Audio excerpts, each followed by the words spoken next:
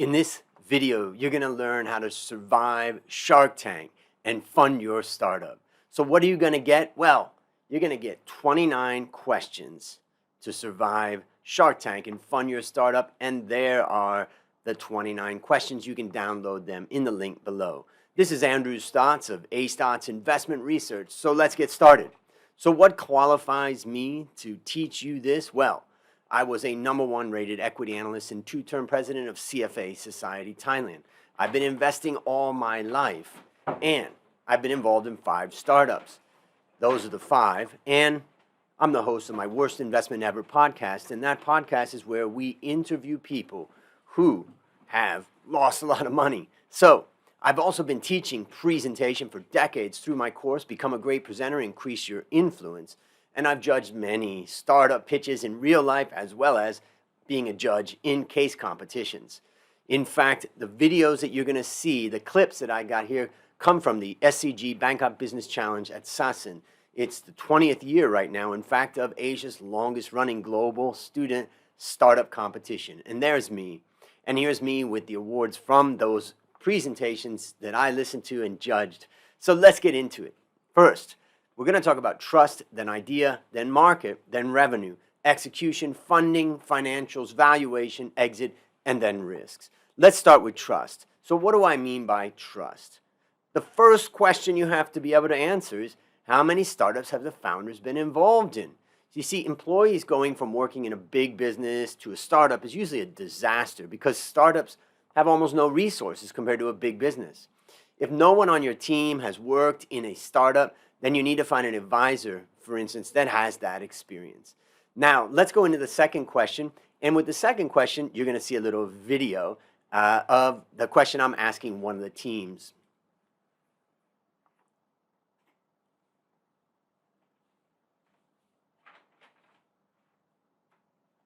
Sure. Not only do I have to invest on the idea that this idea is good, that you guys can execute it, but also that you can come up with new ideas and you can execute those, and that's where I'm going to really make my money?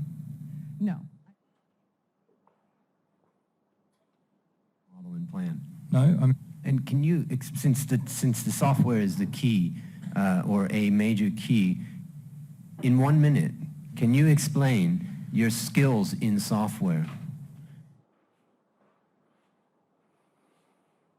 You know, the hardest part about doing business is leading the right people in the right way.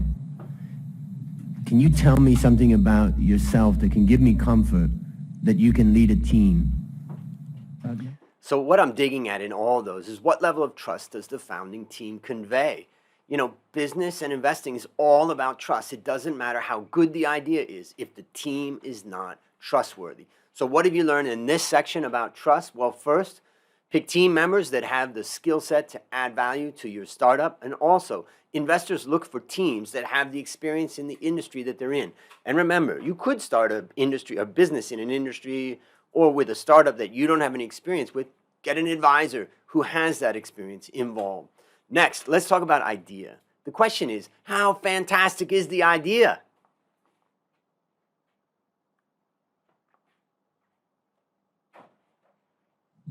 Oh, I used flashcards when I went to school 30 years ago. That's exactly right. So that's artificial intelligence? I could shuffle my flashcards when I was young. So tell me, what's the AI? I'm trying to get it. I want it. More clearly, the actual process of testing that you're doing is no different from testing that's done on urine if you were to go to the hospital, or is there some innovation that you're somehow able to quickly test? I mean, so, you know, what I'm asking about in these things is really, how fantastic is the idea? There's so many ideas to consider out there in this world. You really need an idea that's exciting, right? Now, one measure of how exciting that idea is how many people the judges or investors talk to about the idea after the presentation. I like to say, when I come home and a friend asks me, what were you doing today? And I said, oh, I judged a bunch of case competitions, or I listened to a pitch. Which one of those am I going to remember and tell my friend? It's the one that's the most fantastic. So try to make sure you've got a fantastic idea. Now, there's more on idea. Let's look at question number 4. Does the product solve a real pain?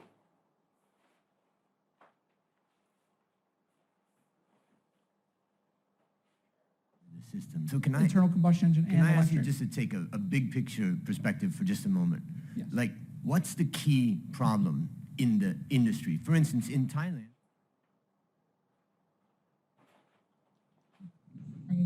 Do you have any quote or anything that she has said about her experience with this product? So the point is, when you ask this question, does this product solve a real pain? Solving pain is the surefire way to get customers to buy. Of course, there are some innovative products like an iPad that didn't necessarily solve pain. But the point is that the easiest way is to identify pain. There's a great book called Feed a Hungry Audience, and it's exactly what you want. Now let's look at the next question, because question number 5 about idea. Can the idea be protected?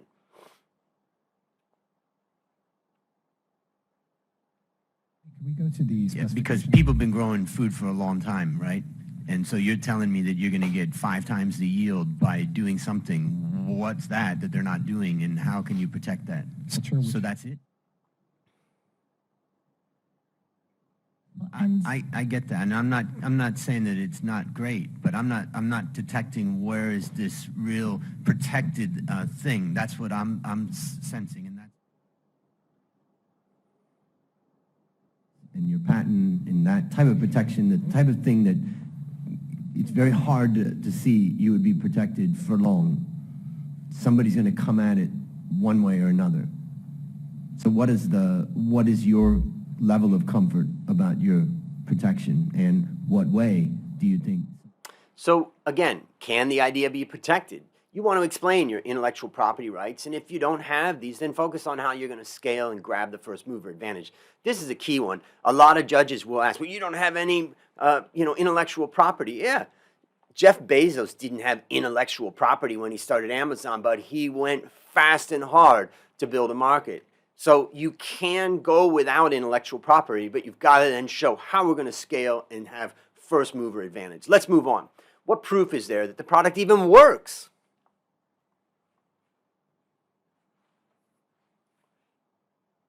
Help me understand a little bit more. What have you proven already in relation to this technology? Like, what have you already, where are you in the process, or is this just an idea? Project, or just so I can understand what, and what's, just trying to understand what is actually real about this versus just a vision.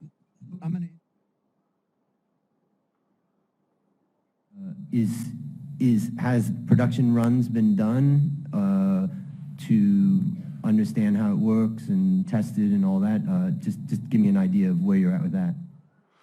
So really, all of these questions are about what proof is there that the product works. It's not enough just to tell the judges that the inventor says, hey, the product works. You've got to try to produce some kind of third-party source, or even better, if you can show that you've pilot tested it. I mean, come on. If this is a great product, your customer wants it. Maybe you can go and test it with that one customer and see what they like about it. So at least you want to make sure that you tell them where you are in that journey. So what have you learned in this section? Create an idea that people will continue to think about. Find ways to differentiate your product from existing solutions, and make sure you have a feasible idea before pitching it to investors, and tell them where you are in the process. Remember, you can download the 29 questions we're going through. Just click the link below. Now, let's talk about market. What is the estimated market size and growth?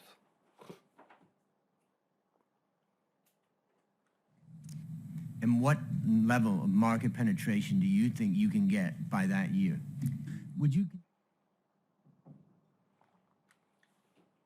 Yeah.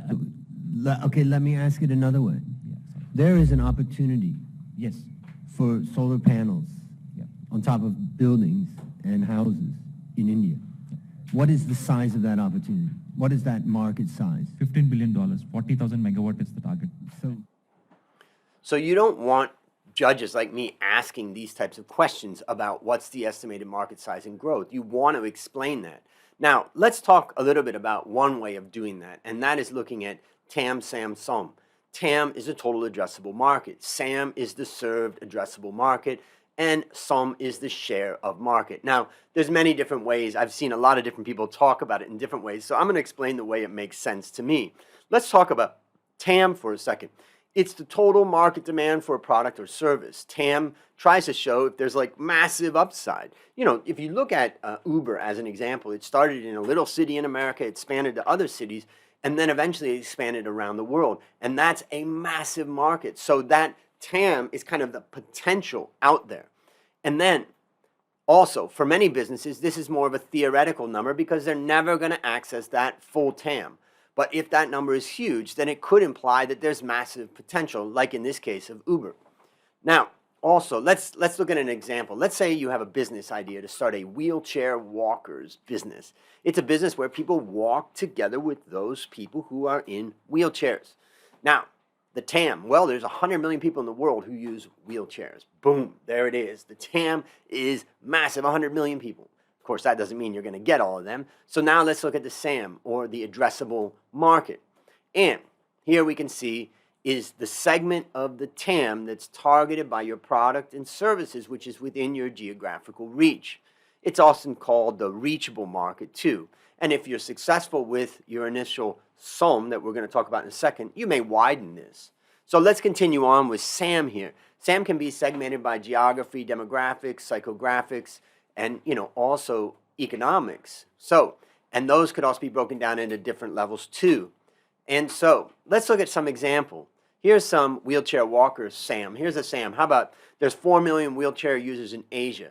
Or SAM number 2 is there's 400 wheelchair users in Bangkok. Or there's 100,000 wheelchair users in Bangkok who have mid to high income. Members in this segment all share the same pain points and can buy. Now, for our purposes, we may not have a huge budget, so the point is we may go after SAM 3. All right, so now let's talk about SOM. It's a portion of SAM that you can really capture in the short run. It depends on your product, your people, your distribution, your marketing, your funding. Of course, a startup believes that their product is so amazing that they're immediately going to grab 50% of the market, but that's BS, right? So it's more likely you're going to get 5% or maybe 15 or even 35 in 5 years if you're lucky, right? But if you get less than 15, you probably scoped your SAM too large. You may need to narrow it down. And if it's more than 35, then the laws of economics are going to come in and copycats are going to take away your share, or incumbents are going to retaliate. So be prepared if you've got really high market share numbers to defend them. Now, there's only one SOM, and you base it on the SAM that you are targeting. After a 35% market share success in the SAM that you're targeting, you could target a wider SAM, like SAM 1 as an example that I showed above. So now, let's put it all together, and now let's look at our SOM for wheelchair walkers. We target gaining 20% market share of SAM 3 here, which is 100,000 people in Bangkok who use wheelchairs. By 2023, we expect to get 20,000 customers. Now, here's an example. Somebody just recently sent me this for a pitch for their own company, and you can see the TAM is 480 billion, the SAM is 96 billion, and the SOM is 1.9 billion. So, let's go to the next one. Has the exact customer been identified? Quite, yeah. So what I'm just trying to visualize is how, I mean, that could be a lot smaller than originally I thought. What is your target market as far as that's concerned in the U.S.? So who's going to take these pellets? Who are you selling to? Who's your customer? And is the government is your customer? Is that what you're saying for this product? Yes. Okay. And for this. So, has the exact customer been identified? You hear me asking questions to try to understand who's the customer. You need to describe that ideal customer avatar. Have you met with them? Have you tested a product with them? Have you gotten their feedback? That's critical for question number 8. Let's go to question number 9. Who are the competitors and how will they respond to your entry?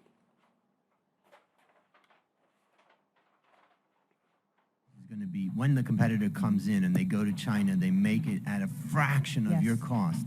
You're going to tell the consumer, hey, we produce it in the U.S. That's just like a survey. You survey people. Let me ask you, who else is pursuing this type of technology, there must be companies out there that are trying to come up with a solution to pricking finger for blood. I'm telling you, if you got a technology and it's the idea of no implant, others can come into that very quickly. So you're going to be faced with a competitor that's going to come into your space, and all of a sudden the 83,000 that you thought you're going to get 40. So tell us your expectation. What moves will they make, and how are you going to deal with that? So you're saying that you're not going to have competition in your space? So tell me. So who are the competitors and how will they respond? List them out. Think about how they're going to respond. Don't go in there and say, oh, we're the only ones. There's nobody competing with us. So what have you learned in this section? Be clear on who you are selling your product to. Understand your competitors and the risks that they pose. They could counterattack, right? How to estimate your market size and the potential demand for your product. We've gone through that. Make sure you get that right. Now let's talk about revenue. This is, okay, big market talk, product talk, idea. Now it's down to revenue. That's the cash you bring in. So what experience does the head of sales have? That's my first question in this section. This is question number 10. Sales is the most critical measure of success. You need an experienced person. If you don't have one, then one idea is to appoint one person to get them in as an advisor. But trust me, if you can present an excellent sales plan, you're going to be kicking ass. So let's listen to some questions we've got on the next question, which is question number 11. Has the team sold a minimum viable product?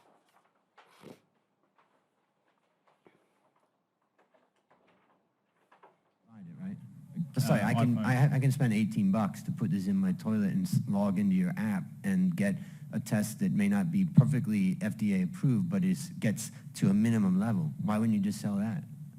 There's millions of applications. Were you planning on having for your processing facility for this? What is your timeline of when you can reach the level of quality that's going to be required to sell, let's say, into the Japanese market? That was me a long time ago when I was younger and had more hair. So this question 11 is, has the team sold a minimum viable product? Now the Lean Startup, which is right here on my bookshelf, never let it get too far away. The Lean Startup is an excellent book that helps us to understand the importance of bringing the product out with the least amount of work. As Reid Hoffman said, if you're not embarrassed by the first version of your product, then you waited too long. Question number 12, what's the revenue potential?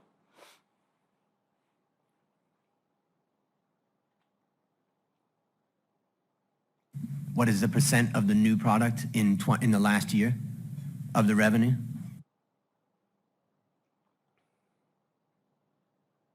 The idea that you're going to get to $10 million in revenue by 2026, they don't match to me. Explain.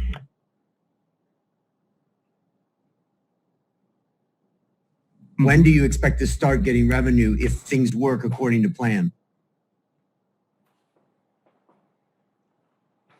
Can you show us your chart about the revenue forecast of the number of customers you're going to get, this year, next year, and kind of a little bit more breakdown of where that's coming from?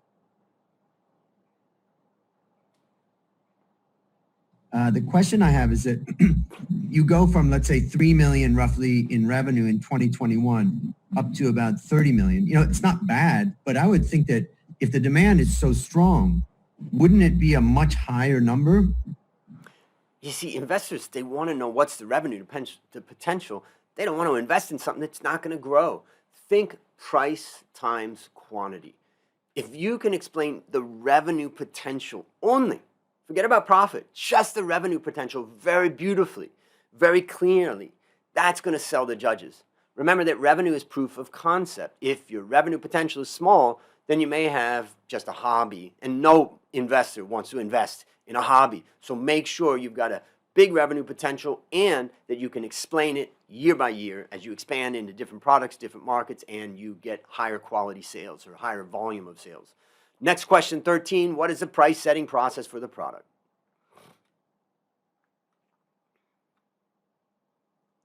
So let's say the retail price is going to be 400 yes. to 500. So the question I have is just what is the current cost for the current system of pricking, the finger in that, what is the cost to them? If I was to consider investing in your firm, but I told you that you must start at a higher price, double or triple where you are, would you be willing to change your business model to that? And then we go to the low range later? So you're not going to make an impact with $78,000. You're not even going to make an impact with $1 million, let's say. We're saying, how do you make an impact is to get a much higher dollar amount from this business. I would like to know the volume of these alternatives in Thailand. In other words, are they selling a lot at these prices, or are you just showing that they're alternatives, but they're not actually selling much in Thailand? There's no general rule, but I would say that you at least minimum got to have $10 million in revenue in year number 3 or 5. If it's any less than that, it's really a hobby. But ideally, you want to be looking at $50 million in year 5, $100 million in year 5, $500 million in year 5. Those are ideas that have a market. Now, so let's go back to this question 13. What is the price setting process for the product? You got to explain how you decided on the price of your product.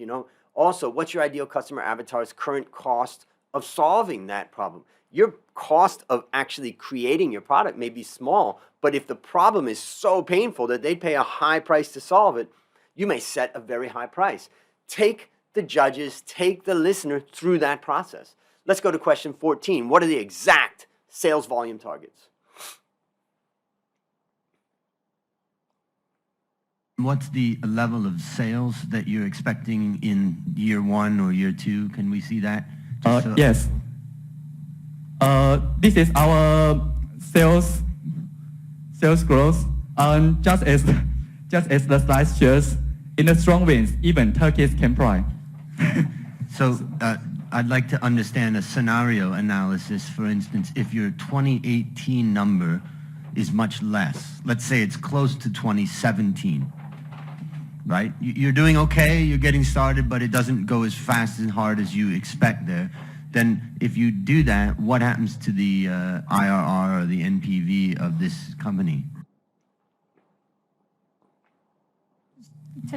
Okay, another question. You put up a number of $80 million.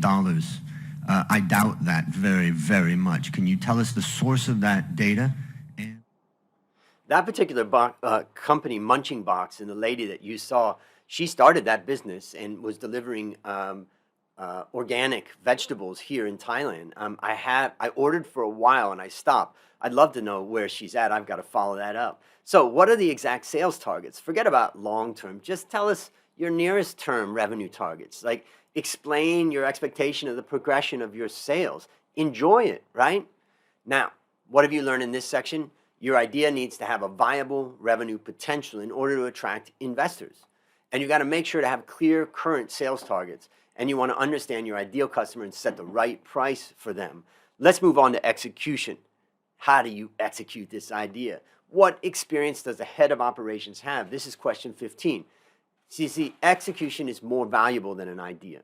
So many great ideas crash because a team just can't execute it. If no one on your team has execution experience, again, find an advisor to help. Number 16, has the founding team tested making the product?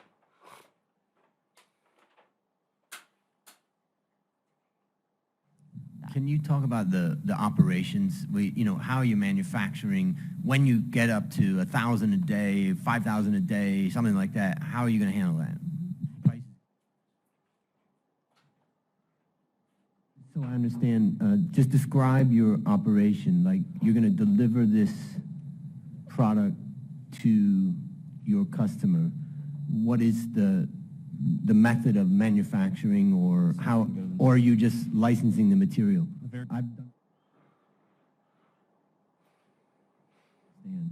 So let's talk about your manufacturing.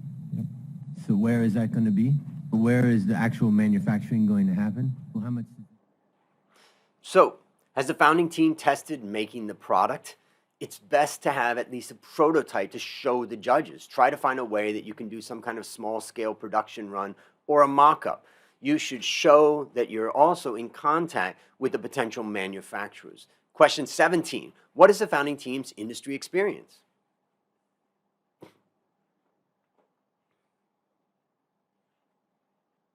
Thing. Which one of you work in the medical field or have worked in the medical field? Our advisor, Sorry, you. For the management team, there's no one, but Correct, for the advisor, correct. there's So what I doctors. see is the first thing that makes me concerned about whether you can execute this is that none of you have worked in the medical field. So can you answer the question about how you can convince me that you can execute this plan without any experience in the medical field?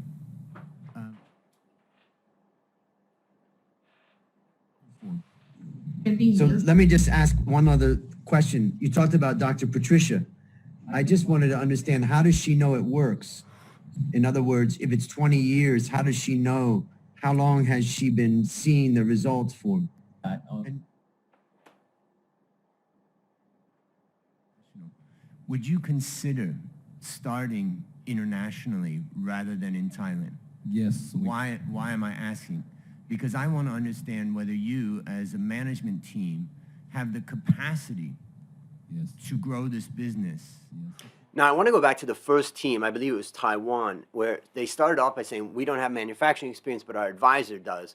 Then I cut them off and I said, who on this team, right? Okay, right. I prefer that we have people on the team that have experience, and you should try to go out and get people on the team, but still, you can still sell yourself and your idea if you talk about your advisor. So don't throw that out. That's still a great way of dealing with that. Now, again, what is the founding team's industry experience? No one wants to give someone money to go into an industry that they know nothing about. Even super competitive, super athlete Michael Jordan did not succeed to the level in baseball that he did in basketball. So what have you learned in this section? Work with people who have the industry experience to execute the idea. Have a clear plan to show investors that you can scale this product. And of course, if you don't have the experience on your team, you've got to get an advisor or get someone that does have. Remember, you can download all of these 29 questions just down below. Let's talk about funding. What experience does the head of accounting and finance have? You're asking people to give you the money, right? So you're asking for money, so you got to prove that you got the ability to protect it. Experienced accountants know how to put in place safeguards against fraud and theft. And I may want to talk directly with your leader of accounting and finance. I need to be in touch with them. They need to be someone that I can trust. So let's look at funding question 19. What will the founders do with the funds they raise?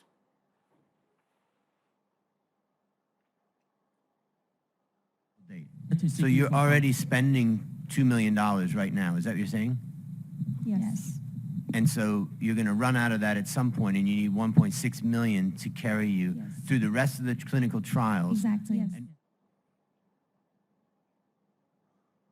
This is a lot of optimism here, and you're giving us a lot. I think Robert's question should be answered by just asking you a simple question, which is, We want to if do it we in can our give you own the funding terms. that you need right now, you got 1 minute to answer this.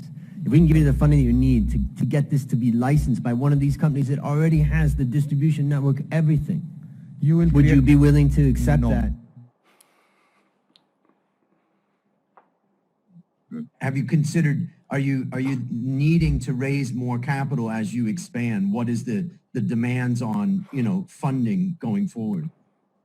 So what will the founders do with the funds that they raise? You need to clearly explain what you're going to do with every single penny. You want to differentiate between spending on fixed assets like factory equipment and computers from working capital, which is inventory, accounts receivable, offset by accounts payable, and from expenses like salaries and marketing expenses. Question number 20, how much additional capital will be needed to scale this business?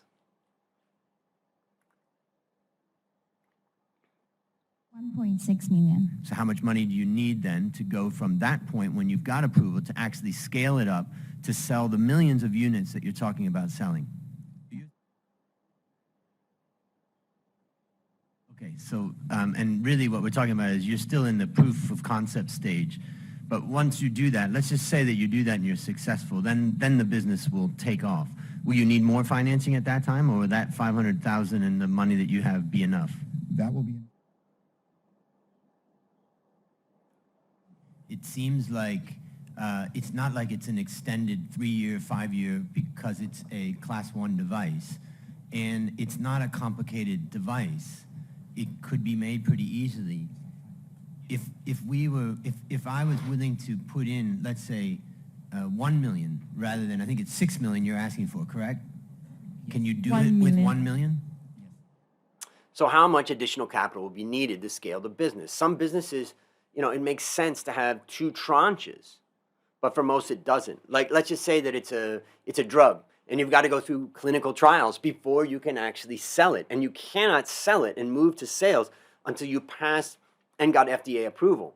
That's clearly 2 tranches of funding, one to support the clinical trials and one to then scale it up. You don't need the money to scale it up in the beginning because you haven't passed the clinical trials. But most businesses aren't like that. Now, you've got to clarify if you're asking for the first round of funding or you're asking for more in the future. And you want to explain at what point the startup will also be self-funding. That's the idea. Question 21. Have the founders fully considered working capital needs? A mistake often made. So tell me, how much capital do you have then for the initial? Do a scenario analysis that has brought the IRR down quite low. Can you convince us that this really is worth us investing in? So, have the founders fully considered working capital needs? This is an area that kills many businesses. Think deeply about credit terms you're going to need to give, for instance, accounts receivable, and the lack of credit terms that you are not going to get. You're not going to get credit terms when you first start up. You want to understand how much inventory you'll need and also the cost of creating it and holding it. You solve this problem by completely forecasting your balance sheet and your cash flow statement. When we started our business, Coffee Works, which is now in its 27th year, we thought it would be easy, but when we got our first orders, we called the green coffee supplier, and we said, we want to order some coffee, and they said, how much do you want? And we said, how about 100 kilos? And he laughed and he said, we only deliver a minimum of 1 ton. And we're like, oh my God, we don't need 1 ton, and we don't really have the cash to buy 1 ton. So we told him, we tried to negotiate, but he wouldn't negotiate. We had to buy 1 ton. And then we said, well, in all the textbooks, we talk about the fact that we can get credit terms. So I said, could you give us 60-day credit terms? And again, he laughed. He says, for first-time customers, it's cash. So we had to take the cash, the very little amount of cash that we had, and we had to take almost all of it just to buy that 1 ton of green coffee to start our business. It almost killed us. Working capital, inventory, and accounts receivable are the key. So what have you learned in this section? Plan how you're going to spend the funds raised from investors and account for all expenditures and identify your working capital needs. Be clear with the amount of money you're going to require. Don't hesitate to ask for as much as you need. Let's talk about financials. Question 22, how complete and compelling is the 5-year revenue forecast? The reason why I'm not going to invest in your company is because at the end of the 5th year, you're showing that you have $100 million in cash in your balance sheet. That's crazy. So take it from there. Okay, so But more importantly, you're claiming that you're going to have cash of $125 million in the 5th year. It's just, you've presented numbers that appear as a cash machine. I have to doubt. So tell me, where are these numbers wrong? So I wrote a book called 9 Valuation Mistakes and How to Avoid Them. And one of the biggest valuation mistakes that analysts make is that they overestimate revenue. And when they overestimate revenue, and they also overestimate profit margin, the company makes a ton of money every year, and it's just a cash machine, and then they build up all this cash. So you've got to check the cash in your balance sheet. So if it's too big, you got to look at it again. So the question is, how complete and compelling is the 5-year revenue forecast? Does your presentation clearly show that your progression of sales? You want to explain how you expand to various regions, countries, segments, things like that. Let's continue on financials. What expenses are being understated?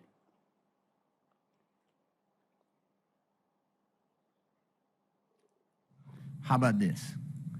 You don't need that $500,000 because that's for commercial operations, which you're not at yet.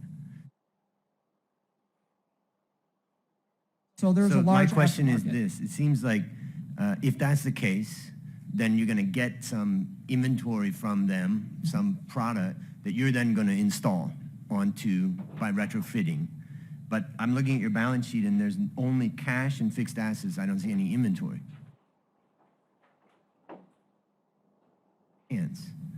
Can you explain to me how it is that you're going to get a 97% net margin? The average net margin of the average company in the world is 6%. So a 93, 97% net margin would be crazy. What expenses are being understated? This is one of the most common factors that's missed, and judges and investors will look for it. You may think that you're underpaying yourself and that that's the right thing, but maybe not. Maybe you need to pay a market rate. Marketing expenses can be much higher also than you expect. So make sure you're validating the estimates that you're making by calling some marketing companies and the others. Now, question number 24, is the profit margin reasonable or overstated? Ideas. So when I look at those big numbers, can you explain to me why you think you're going to be able to get big value out of this company? The average net profit margin of every company in the world is 5%. You're correct. Some industries higher, some industries lower. So what is your net profit margin in, let's say, year 5? So is the profit margin reasonable or overstated? The average profit margin of all publicly listed companies across the past 2 decades is about 5 to 6%. Now, it's possible that yours could be 10 or 20 or 30 or even higher, but over that really would be uncommon. And if your margin is really high, you need to show a benchmark of competitors or explain how you can maintain that. If your margin is too low, then your business may not be attractive. So what have you learned? Include realistic expenses to validate your financial assumptions. And remember that a robust revenue forecast is crucial information for your investors. There's a balance between having an overstated and understated profit margin. Let's move on to valuation. Question number 25 out of 29, what is the valuation and what are the key drivers of value? Basically, let's say that you're worth roughly $10 million at that point in time. But you said that my 250 is going to get me 7.5% of the company. Let's just say you're worth 10 million. That means that my stake is worth $750,000, right? So I put in $250,000, and 5 years later, my stake's worth $750,000, according to my calculation. It's not a great return, particularly considering the high risk of this. So can you help me understand this better? Sure. I don't need to understand what the medium case is. I just want to know your valuation of the company is based upon the medium case, or it's obviously not based upon the worst case. Yeah. If we look at the valuation that you're coming up with of $27.9 million in the case, in the medium case, you're discounting it by a 40% discount rate. Yes, But yes. this is in fact a high-risk business, because you're going to lose money for 3 or 4 years, and then boom, you're going to make a huge amount of money in year 6. So have you looked at some scenarios on a much higher discount rate? So what is the valuation and what are the key drivers of value? Make sure that you clearly explain what the value of your business is. Drivers of value are related to revenue, expenses, assets, and risk. Question number 26. If you have used DCF valuation, does it have a reasonable discount rate? So you're saying that the NPV of this company is $346 million? In 10 years. So tell me how you calculated that. What's your discount rate for that? So this is an interesting one because they're talking about the NPV. And what I asked the question was, you're saying that the NPV is $346 million. And then she said, in 10 years. But that's not the way NPV works. NPV is today, present value, today's value. So if she's actually talking about NPV 10 years from now of 346, that still needs to be discounted back to today's value, and that would give you the net present value. So if you've used DCF valuation, does it have a reasonable discount rate? I estimate that the average discount rate in using the stock market is probably between 8 and 14%, sometimes lower, sometimes higher. Now, yours should be much higher than this since you're a startup. Your risk is much higher. It could be somewhere between 40 and 80%. I've heard people demanding to get an 80%, still getting a positive value with an 80% discount rate. That gets a little unrealistic, but I would say somewhere between 40 and 80%. So what have you learned? Clearly explain to investors on what drives value in your business and use appropriate tools to conduct valuation for your startup. Exit. Has the team identified its top 3 potential buyers? Have an exit in mind. Investors love it. I have a friend of mine and I helped sell his business. And when I work with him, I learned that almost from the day he started his business, he knew who his buyer was. Guess who it was? Microsoft. So when it came time, 10 years after developing his business to sell it, he told me, I want to sell it to Microsoft. I've done everything to do that. And we sold it to Microsoft. So also, one last thing that really gets me annoyed, remember, you are not exiting. When you talk about exit, you're talking about the investor's exit. That's what matters most. You probably want to stand up there and say, I'm going to make this the next Amazon. I'm going to make this the next $1 trillion company. I'm on a mission to make this huge. So you are going to get an opportunity, meaning you, the investor, are going to get an opportunity to exit at year 5 when we do the IPO. But I'm not running out, man. I'm on a mission. Investors love that. Number 28, is there an estimated exit value and is it reasonable? The financials. Sure. What do you think this business is worth? Number at the bottom of that diagram shows 26 or so thousand or 20,000. I can't read it. But if it goes down to just 2.9 million, like year 2017, what happens to the IRR of this business? What happens to the value of this business? Now, most of the time you're going to be presenting to oldies like me who have glasses or contacts. And if you're presenting something that's so small that we can't see it, you're out of luck. Make sure that your presentation numbers are big. So is there an estimated exit value and is it reasonable? Explain how you calculate this exit value. Maybe it's a 3 to 7 times PE or 4 to 8 times EV to EBITDA, something like that kind of a range, and explain how you came up with it. Look at comparables. So what have you learned in this section? You need to profile potential buyers for your business and understand the importance of calculating exit value for your startup. Finally, let's talk about risks. Question number 29. Have the main risks been thoroughly considered?